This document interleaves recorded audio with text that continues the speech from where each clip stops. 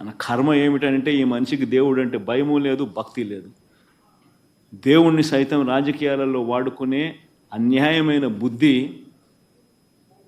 ఈ రాజకీయ నాయకుల్లో ఉంది. కాబట్టే ఈ చంద్రబాబు నాయుడు గారు లాంటి అన్యాయమైన రాజకీయ నాయకులు ఉన్నారు. కాబట్టే మన కర్మ మనకి నిజంగా రాష్ట్రానికి రాబోయే రోజుల్లో దేవుని ఈ పాపం, దేవుని కోపం ఆంధ్ర రాష్ట్ర ప్రజల మీద పడకుండా దేవుని నేను వేడుకుంటా ఉన్నాను.